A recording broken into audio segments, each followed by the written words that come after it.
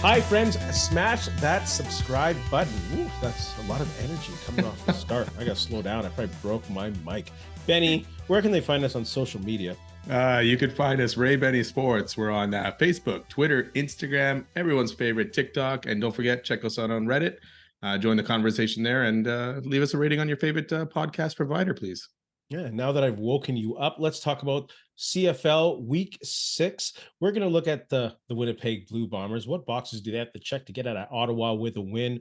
We're going to look at the critical questions for each team going into Week 6. And we got our quick and dirty predictions. And we're going to add on some hot topics at the end. So let's get into it. Winnipeg Blue Bombers going into Ottawa.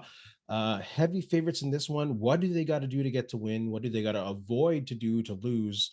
Your thoughts on that? Yeah, the biggest thing I think they got to watch out for is the run game, because Ottawa's passing game will probably be a work in progress. But we watched Dustin Crum last week run it up a bit against Hamilton, had some good yardage, just under 100 yards. But this week, if they want to have a chance, they also have to get Tuggle involved and get that run game from where they had a couple weeks ago. And we know the Bombers have struggled a bit against the run. Dietrich Mills showed it a bit, last week. But the Bombers shut that down in the second half. So it'll be a good test to see if that Bomber D can stand up to the scrambling of Dustin Crum and Tuggle. Yeah, and I think they can't come out of the gate slow. That's something that they've been doing the past couple games. I understand the weather was a bit weird in Montreal, but still, especially with the offense, it seems that they're coming out of the gate slow. And yes, whatever, the cream usually rises to the top, but you can't keep doing that. I know Ottawa's not that prime right now, but you keep letting teams stick around, and especially teams that aren't supposed to stick around with you, that's going to bite you in the ass one game. I don't think it'll be this game. I think Ottawa's they're too far. We'll get into that with the predictions, but yeah, they can't come out of the gate slow. And with that, I think the Bombers got to establish the running game. Like, I don't think they can wait till the third quarter to play that extra lineman tight end. Like, start that from the beginning. That works. Dominate Ottawa with it. Take their soul, like I like to say, and then from there, that'll open up the pass. And we've seen them pass out of that formation as well. So I think they should use that from the start. Yeah, quick start. That was one on my list as well, and get Greg McCrae involved early, Yes. as he's been on a tear for the last couple of games. So keep riding him right now. He's the hot hand, and see what he can do early on in that game.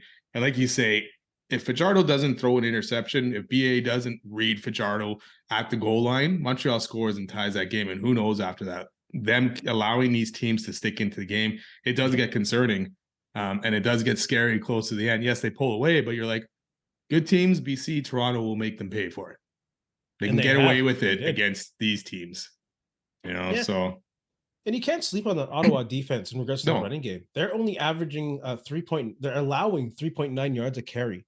That is a crazy good rush defense. So they can't sleep on them. And talking about Ottawa's D line, that Bomber O line, like I said, they have to protect Zach Collaros as well. Every time he gets hit, it worries me. And he got hit a couple times last game. I'm like, yo, please get up. Please don't put your hands on your head or anything, because they got to protect that guy. Those concussion concerns will always be there, at least for me. Oh, for sure. Yeah, it is. Collaros with the concussions, the injury history, and all that. You don't want him getting big hits. And Calgary took it to that Bomber O-line early in that game. Yeah. So if this D-line from Ottawa can get it going, they might be able to cause some issues. For me, another spot is special teams. Jamison Sheehan. Sheehan? Yeah. I don't know if you're saying that right, but he started the season off great. 50-yard average in that first game and has slowly gone down. Last game, 43.8 yard average. Probably, it was his worst kicking of the season so far in a game. So we need to see something better from him. They need to be able to pin the other team, in this case Ottawa, deep in their own end and make them go long field. No more starting at the 40. Yeah, absolutely. Absolutely. You mentioned the defense and the D-line and the Bombers against the run. I just want to emphasize that D-line really has to show up against the run, because that last game, Mills was getting past the D-line untouched to the second level. And they can't let Ottawa get that running, because if Ottawa gets that running game going, that'll lead to things opening up for the quarterback and the quarterback being able to run. And they don't want to deal with that nonsense with an underdog. No, and Ottawa needs the run game to have a chance in this game. So absolutely, the Bombers really need to focus on that, and that includes Crum, because the way he was running last week, right? Mm-hmm. Yeah, they got a little bit more tape on him that they can watch him a little bit.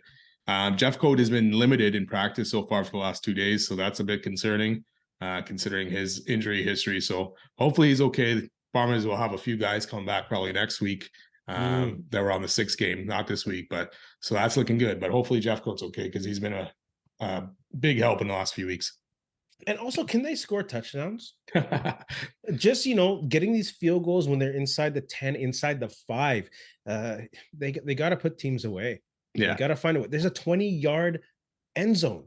Use it. And you have these great receivers. I'm not saying they don't, and I'm not saying to complain because it's a great offense. But, again, at the beginning of the game and when you have these opportunities in the red zone, deep in the red zone, you got to cap them off with touchdowns and not field goals. Yeah, it's funny. Remember last year with Greg Ellingson, the few games that he played, he was a big factor inside that 20 and at the goal line, right? He would just get inside, turn around, and his big body, he'd catch those balls. They need someone to do that in a way, right? To have that. And maybe that's where Kenny Lawler would have came into play a bit better, and hopefully he's back soon. But that's part of this offense that they're missing. Same as Agudosi, though. He's coming back this week too. So maybe use him for that. There. Exactly. Yeah. Yeesh, I can't wait. Any other points, that boxes or whatever that need to be checked going into Ottawa? Just again, back to special teams and who is going to replace Janarian Grant. They had a bunch of guys practicing at it this week. McRae, Dembski. I think Houston was also fielding some punts and kicks. So it's probably Greg McRae, but he has to be himself, not try to be Janarian Grant and try to overdo or try to make something happen where there's nothing there, right? So just be himself. He had a great run last week. So hopefully he can be that dual threat on special teams and on offense. You imagine Nick Dembski. They got to get Nick Dembski going. Yeah. Putting him in the sweeps, putting him in motion, because when he gets going, the defense really can't tell what the Bombers are doing because they're worried about where Dembski is. Is he going to get the handoff here? Is he going to go deep on this route? So they really got to get Dembski going. And I understand he was out of practice, maybe didn't get the reps, didn't get part of the game plan as much as he usually is. But this game, they really got to reestablish Nick Dembski, I think. I hope. Yeah, for sure. For sure. Bomber fans, what do you think the Bombers need to do to get out of Ottawa with a win? Ottawa fans, what do you think Ottawa needs to do to get a win at home? A place that hasn't been too friendly lately, other than when you play Edmonton. Hey, a win's a win. Hey, I'm not laughing. It's true. Congrats. Critical questions for each team going into week 6. We're going to go from east to west. You want to go first with East? I might as well go West first because there's more teams there, right? I guess so. I guess we're doing the math. Can BC continue to grow their crowds? They have a week off, so you might get a week off of that momentum, a week off in the press, not as much attention. So hopefully they'll be able to garner a big crowd because they have a game coming up July 22nd against the Rough Riders. So hopefully with some Rough Rider fans coming into town, Rough Rider fans going to check out the game because they are nomadic. Because I was going to say all over. Who doesn't want to leave Saskatchewan? Well, I guess I did say it, but it's all in jest, Saskatchewan. We joke, we kid. But yeah, can they keep that momentum and keep the crowds going? Because we laugh sometimes 20,000. That's not a lot compared to what we get in Winnipeg, but compared to what they had the second game last year at home, I think it was a 43% increase in crowd size. So they got to keep that momentum going, and the team is playing well. And my second small question is, when Mizil comes back, who's going to be? What are they going to? That backfield is crazy. Yeah. Are they more talented than Toronto's backfield? Wow, that Sean shivers. Yeah, they can. Wow, you compare or you add that to the receivers that they have there too, right? That offense can go anywhere at this point. You got a 2-headed backfield. You got some really good receivers, and Lucky Whitehead's missed a lot of this season too. So if you can get him healthy enough too, that offense is a lot of speed. Yeah, and the defense is playing well too. So. As a Bomber fan, they're probably the team to beat right now. They're clicking. They're clicking. Without overlooking a team to beat in the West. I mean, Toronto's still that team right now. So yeah, they are that team. Yeah. I'm going to go Hamilton. Ugly win last week, but can they build off of that? They ended up, kicking 5 field goals last week. 4 of them were inside the 30. So they got to find a way to finish those off if they want to have more success. They get the Elks this week, the Elks at home. So there's probably a pretty good chance they can continue it on. But we'll see. Hamilton's, they got something to build off of. We'll see if they can do it. Well, then let's talk about Edmonton. Hamilton. Well, I'll talk about Hamilton. It's like two. Is this the week Edmonton breaks the home streak? I think it is. I think everything's lining up for the Elks right now at this moment. So they're playing. They have a horrible offense, but they're playing another horrible offense. They have a decent defense. Cornelius did take a step forward at the beginning of the game, so maybe he can play a full game. Who knows? Or 3/4 of the game. That might be enough to beat Hamilton. So yeah, it might be like an NHL All-Star hockey score, but yeah, I think they can break that home streak this week. Yeah, it'll be interesting to see. Yeah. Hopefully for Elk fans, they finally can. Oh, Um, please. Toronto, who play Montreal, can they remain undefeated for another week? The way Montreal has been playing lately, especially the D got roasted, which the D was the strongest suit against the Bombers the week before. The D kind of got roasted by BC last week. So I can definitely see the Argos go 4-0 here. And the way their schedule is kind of shaping up, I don't think they'll lose for a bit unless they lose themselves kind of the game. So I think it's another good week for Toronto. That running attack is going to be all over Montreal. Man, these quick and dirty predictions are going to be quicker and dirtier. Will Jake Meyer play the whole game? I don't think so. He hasn't shown much in regards to resilience and coming back with a big game after he's had a bad game. I think pulling him last game was silly. Like, I get it, he couldn't get anything going, but you got to stick with your starter unless the team is totally out. Yeah, You got to you're give him down that 2 touchdowns. chance to redeem himself, and they didn't. So I think that's going to mess with his head as well. And I don't care what the coach says. When you take your number one out like that in a time like that, that speaks volumes. Eh. And Yeah. they have an O line that's a work in progress. Yeah, well, they released Dennis. That's a shame. Yeah, I mean, you were only down 2 scores last week and you benched him. I know he wasn't playing well, but you're only down 2 scores. And in the CFL, 2 scores is not much, especially if you have 2 minutes left on that clock. So, And in the preseason, we mentioned that Calgary would have a culture shift when they lose experienced players like Dennis. And we're seeing it in front of our face. yeah. And I think we had fans were saying, hey, Calgary's doing it right. They're getting rid of their older guys, whereas the Bombers are keeping their older guys. It's a bad thing. Right now, we're seeing getting rid of too many older guys loses that culture a bit in Calgary. Absolutely. For Montreal, can the O-line, I'll include a lot of people here, can the O-line, can Fajardo, can Jason Moss, can they figure out some protection for their QB? So this guy can survive a game, another game, season. He's on pace for like 99 sacks or something like that, or over 90 sacks. Like, that's ridiculous at this point. And I know it's not just the O-line. I know it's Fajardo too. And I know it's Jason Moss. They were together last year in Saskatchewan, and he was getting sacked like crazy. So against Toronto, I don't think it's going to be any different. I think they're still going to give up a lot of sacks. So hopefully they can figure it out at some point and keep Fajardo straight. It's crazy. Like, it's embarrassing that offensive line, the way that, oh my goodness. My question is, going to Saskatchewan Roughriders, what is Craig Dickinson talking about? He was asked about the possible of Mitch Picton, the Canadian receiver, being a starter. And his quote is, he's a good enough player to start in this league, but the fact that he's so versatile and he knows every position, we feel that he has additional value backing up in multiple spots. What is wrong with this person?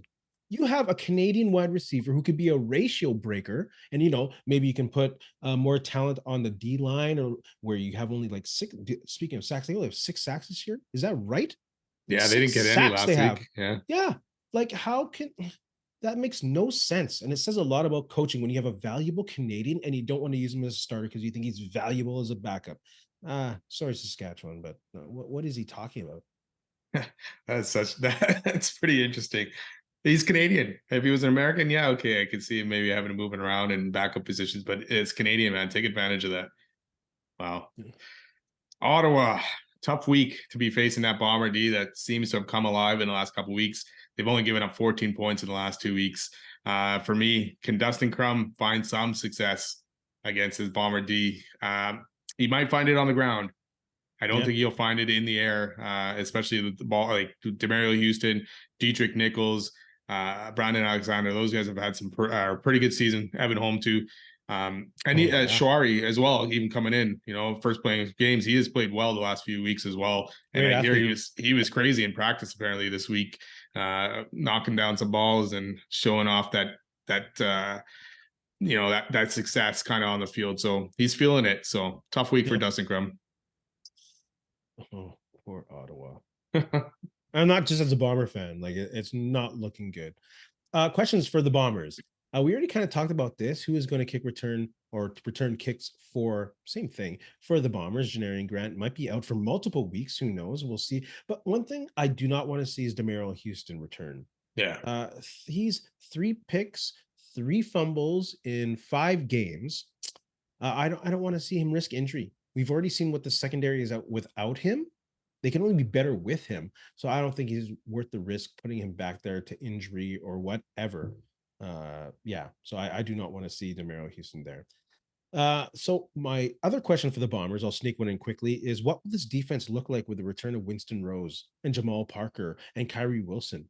Like, they mentioned in the preseason that it's not about the best players, but the best unit. And with all this talent, you'd imagine that they can play pretty much until Labor Day to figure out what the best unit is, and they'll still be competitive. So sorry, I got an extra question in there for the Bombers, but wow, that defense. Well, because Malik Clemens came in for Kyrie Wilson, right? So it'll be interesting to see what they do there. And he's having a wicked start to the season. So Kyrie Wilson playing the secondary, that's not bad. Yeah, it'll be good. Hey, good problem to have, man. Good problem to have. Fans, what do you think about our critical questions? Be nice. Let's go to the quick and dirty predictions, right? Yep. See, I forgot about the math, East and West. Quick and dirty predictions. Let's start off with a Thursday game. Thursday game, please. Why are these games starting so late? You want to draw viewers from Toronto and Quebec, and you're starting the game at 9 their time? Any which way, that's not a prediction. I'm going to take Edmonton to win, like I said earlier. Hamilton can't score. They allow QBs to be efficient. Edmonton will win at home. Yeah, you know what? I'm going to agree with you on this one. I have Edmonton as well, getting their first win in forever at home, breaking that 19-game losing streak. Hamilton last week kicked 5 field goals. They're coming off a shorter week than Edmonton, plus you're traveling as well. So yeah, hopefully Edmonton don't lose, because that would tie a 20-game record with the St. Louis Browns of Major League Baseball for most losses in a row at home. So 1953. And that's baseball where there's lots more games. Yeah. Who do you got in the Argos and Alouettes? I'm going to have to take the Argos in this one. I think it'll be a pretty easy win for the Argos, the way they've been playing, the way the Owls have played the last couple of weeks. Coming off a bye week, Montreal again just played Sunday, so a bit of a shorter week for them as well. Yeah. And that D for Toronto, one of the things Montreal has to do to win this game is get that run game going. They need to help Fajardo. But absolutely, against Toronto, who's only given up less than 60 yards rushing allowed per game and under 3.6 per carry, that's going to be tough. So unfortunately, I think it's going to have to rely on Fajardo having to do something, but that Toronto D will be too tough. So I'm picking Toronto. Yeah, if you have to rely on Fajardo to do something, chances are it's not going to end up well. I'm going to take the Argos here as well. The Toronto rushing game, they're coming off a bye, like you mentioned. Alouettes coming off a shorter week, but I can see Fajardo putting up some big numbers. Toronto still allowed a lot of passing yards. Julian Grant and Mac will probably have some big numbers. Fantasy heaven there. And also they'll be from behind, so they'll keep throwing the ball. But they won't beat a better rested Argo team. Winnipeg and Ottawa. Winnipeg is too much for this young QB. I think the Bombers will bully. I hope the Bombers will bully Ottawa all over the field to begin the game and just totally start, like they played last game. Just start running away with the game a bit later on. So I'll take the Bombers to beat the Redblacks. Yeah, I'm going to have to agree there too as well. And I think the Bombers, they should put this game away early, like you're saying, and kind of coast throughout the game, and not have to, win it in the fourth quarter or anything like that. Having said that, you never know what to expect out of this Bomber team. But I think this is the one time against this Ottawa team that's reeling that they should be able to do that. Yeah, careful. Don't sleep on Ottawa. You never know. Careful. Tyrell Pigrew might have some secrets that he might talk about in the dressing room. Stampeders, Rough Riders, who do you got in this game? I'm going to take the Stampeders. Just from watching them from last week, I didn't like the way Saskatchewan played. I know the stats look great, on offense, a lot of yardage and all that stuff, but only being able to score 12 points against the Elks. at home, finally breaking that 7-game losing streak. But Calgary needs to rely on that run a little bit more, not rely on Jake Maier. And if the run is going good, stick with that run, and put it down Saskatchewan's throat. It's going to be a close game for sure in this one. And Saskatchewan is at home. Joe Morrow in week 3 ran all over Calgary. But Calgary's D was good last week against the Bombers until that fourth quarter, basically. So I'm picking Calgary. Rough Riders still dealing with injuries. I still think they'll get steadier and better QB play from Trevor Harris. Calgary's still trying to find their identity. So I'm going to take the home team, Rough Riders at home. Friends, CFL fans, put your predictions in the comments down low. Leave a like, leave a comment. Hot topics. Is the lack of quality QBs in the CFL worrisome? Go ahead. Yes, big time. I mean, did we talk about this on the last episode or just off the air kind of thing where we were trying to name teams that actually had decent quality quarterbacks? And what did we come up with? Winnipeg and Saskatchewan, NBC, and it's kind of there, but it's not great. And then in the East is Kelly, really, right? Yeah. And that's it, 4 teams. So it is very concerning. And I know some teams, you need time to let a QB grow and build that resume in the league. But for some teams, it's tough. Like Ottawa hasn't won in a while. So now you're relying on a 4th-stringer. Montreal needs to get wins going to keep those fans kind of showing up all the time too. So it's tough. And Edmonton is just struggling to find that guy. And Calgary, which usually churns these guys out, is struggling with Jake Maier. So yeah, it's concerning. And hopefully some of these young guys that are getting a chance to play this year will blossom. Yeah, I don't think many of the young guys will blossom this year. There are not many promising QBs. If you look at the power rankings, it's the teams at the top that have QBs and the teams at the bottom, they don't have QBs. Like, I don't think we've seen this bad quarterbacking since like 1987, where like 2 teams had the 4 best quarterbacks in the league. It's crazy. And that's not good for the quality of the game as we've seen. No, I'd probably see what Prukop or Brown could do over some of these other guys on a team. Like all these other guys. Like, yeah, exactly. I could see them doing way better than some of these guys. So, and the Bombers got that quality right there. So if you and Claros something happened, and knock on wood, I think they might be okay. I don't know how Dane Evans isn't starting in the CFL already compared to the quarterbacks that are starting. It's ridiculous. Someone's going to make a move. Yeah, someone's got to make a move. The Bombers made a move to get Caleros. Make a move to get a good quarterback. And even in the offseason, why didn't anyone make that move? Especially the teams that had questions at QB. Why wouldn't you bring Dane Evans to be in that backup position at least? So it's just hopefully they can get it figured out. I mentioned 1987. Roy Duwell was a quarterback in BC. He was past his prime. Tom Porras was in Hamilton. Rick Warman was a quarterback in Calgary. Great OC, not a very good quarterback. Todd Dillon was in Ottawa. Tom Burgess was here. Danny Barrett and Gilbert Renfro were in Toronto. Damon Allen and Matt Duggan were in Edmonton. Those are your best quarterbacks and 2 best teams. Those last 2 guys were okay. And they're on the last 4. Danny Barrett, he's pretty much Hall of Fame. Yeah. You know what I'm saying? In my own opinion. Gilbert Renfro was great. Matt Dunnigan is awesome. Damon Allen is awesome. 4 good QBs. Crazy. 2 teams. And then Edmonton goes and gets Tracy Ham after. Get out of here. Whatever. Thoughts on Winnipegger Brendan Leipsic wanting to be Putin's best friend? Go for it, man. I mean, Leipsic was basically kicked out of the league in 2020 in the NHL. He's from Winnipeg, but he's been playing in Russia, and he wrote Putin a letter asking him if he can be a Russian citizen. So, I mean, go for it, I guess. I mean, you're not welcome back. You're basically back in the NHL at any point. So the funny thing to me is though that he can be called up for mandatory military service in Russia if he gets that citizenship. So why would you even take that chance? I mean, if there's Putin's opportunity right there to send a Canadian to the front lines if he really wanted to, kind of with the issue going on with Ukraine right now. So I don't understand. I don't get it. Why would you take that chance? Exactly. He's not very bright. No. That's why he would. Give me a break. What was I going to say about this clown? It's unfortunate that he's representing Winnipeg. Hey, but if he wants to be a Russian citizen, go ahead, bro. Yeah. Go ahead. Give me a break. All the best. Thoughts on Dubois being his best, true, real self in LA? Come on, man. Are you serious?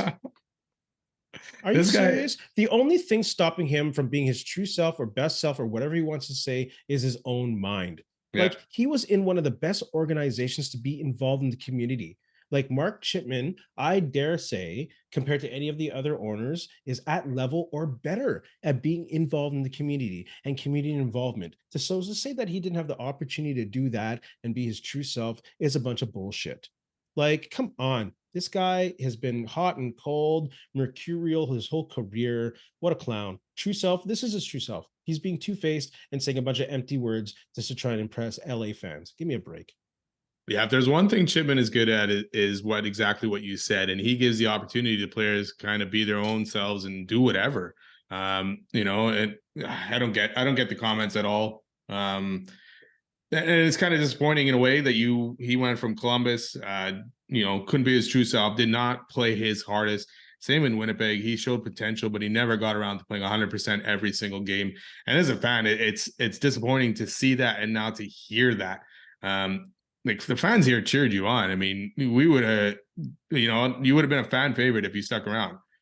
And it's fine. You want to leave. But at the same time, these comments just don't make any sense. You're happy to be going where you are. It's where you always wanted to be.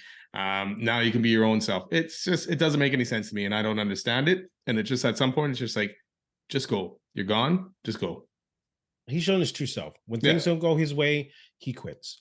No. Benny, you have anything to say to our friends? You know what? Just thanks a lot for listening. And don't forget, subscribe, follow, and have a good week.